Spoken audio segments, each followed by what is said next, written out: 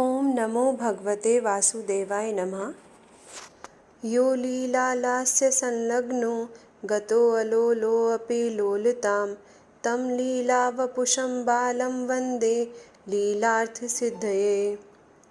श्रीमद्भागवत महापुराण प्रथम स्कंद पहला अध्याय। श्री सूत जी से शौनक आदि ऋषियों का प्रश्न। मंगलाचरण।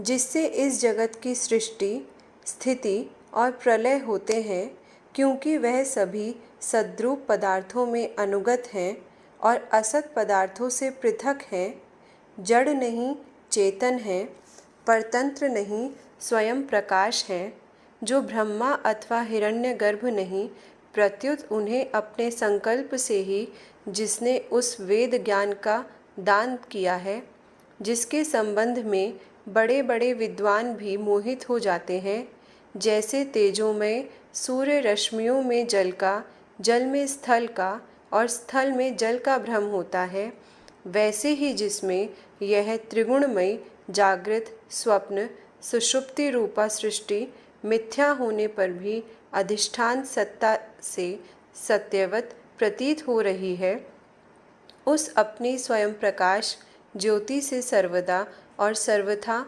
माया और माया कार्य से पूर्णतः मुक्त रहने वाले परम सत्य रूप परमात्मा का हम ध्यान करते हैं।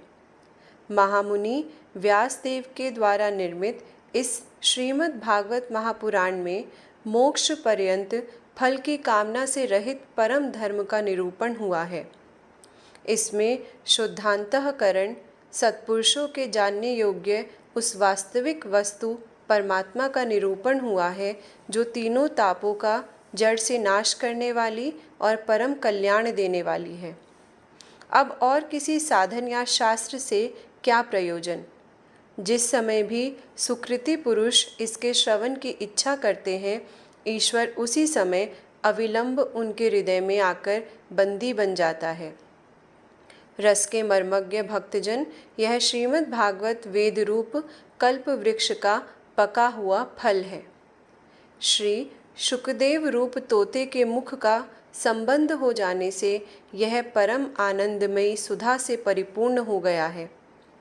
इस फल में छिलका, गुठली आदि त्याज्य अंश तनिक भी नहीं है। यह मूर्तिमान रस है। जब तक शरीर में चेतना रहे, तब तक इस दिव्य भगवत रस का निरंतर बार बार पान करते रहो। यह पृथ्वी पर ही सुलभ है।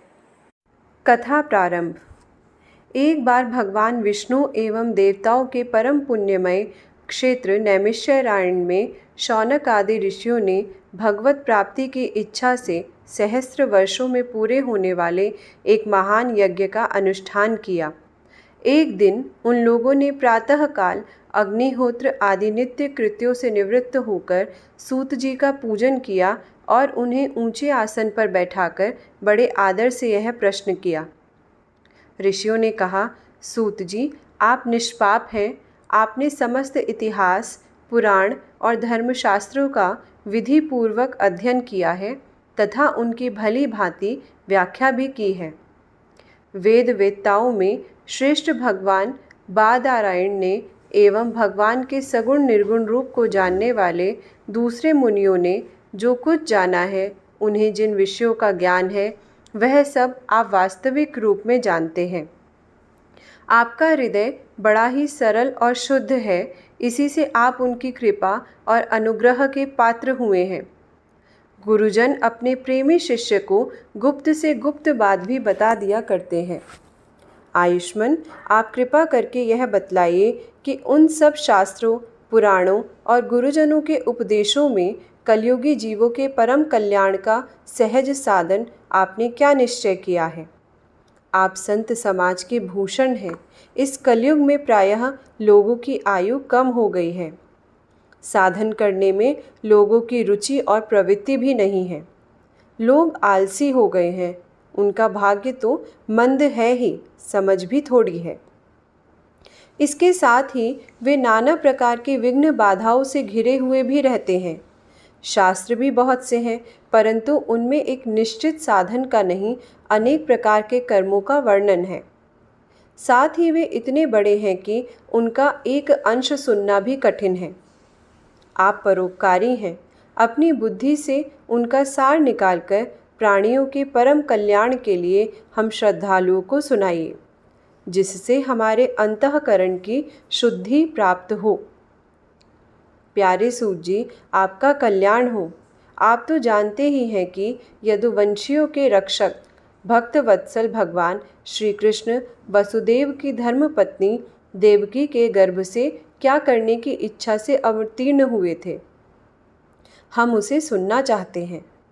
आप कृपा करके हमारे लिए उसका वर्णन कीजिए, क्योंकि भगवान का अवतार जीवों के परम कल्याण और उनकी भगवत प्रेममयी समृद्धि के लिए ही होता है। यह जीव जन्म मृत्यु के घोर चक्र में पड़ा हुआ है। इस स्थिति में भी यदि वह कभी भगवान के मंगलमय नाम का उच्चारण कर ले तो उसी क्षण उससे मुक्त हो जाए, क्योंकि स्वयं भय भी भगवान से डरता रहता है। सूत जी, परम विरक्त और परम शांत मुनिजन भगवान के श्री चरणों की शरण में ही रहते हैं। अतएव उनके स्पर्श मात्र से संसार के जीव तुरंत पवित्र हो जाते हैं। इधर गंगा जी के जल का बहुत दिनों तक सेवन किया जाए तब कहीं पवित्रता प्राप्त होती है। ऐसे पुण्यात्मा भक्त जिनकी लीलाओं का गान करते रहते हैं, उन भगवान का कलिमलहारी पवित्र यश भला आत्मशुद्धि की इच्छा वाला ऐसा कौन मनुष्य होगा जो श्रवण ना करे। वे लीला से ही अवतार धारण करते हैं। नारद आदि महात्माओं ने उनके उदार कर्मों का गान किया है। हम श्रद्धालुओं के प्रति आप उनका वर्णन कीजिए। बुद्धिमान सूत जी, सर्व समर्थ प्रभु अपनी योग माया से स्वच्छंद लीला करते हैं। आप उन श्रीहरि की मंगलमयी अवतार कथाओं का अब वर्णन कीजिए। पुण्य कीर्ति भगवान की लीला सुनने से हमें कभी भी तृप्ति नहीं हो सकती, क्योंकि रसज्ञ श्रोताओं को पद पद पर भगवान की लीलाओं में नए नए रस का अनुभव होता है। भगवान श्री कृष्ण अपने को छिपाए हुए थे, लोगों के सामने ऐसी चेष्टा करते थे मानो कोई मनुष्य हो, परंतु उन्होंने बलराम जी के साथ ऐसी लीलाएं भी की हैं, ऐसा पराक्रम भी प्रकट किया है जो मनुष्य नहीं कर सकते। कलयुग को आया जानकर इस वैष्णव क्षेत्र में हम दीर्घकालीन सत्र का संकल्प करके बैठे हैं। श्री हरि की कथा सुनने के लिए हमें अवकाश प्राप्त है।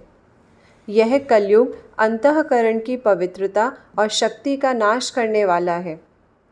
इससे पार पाना कठिन है।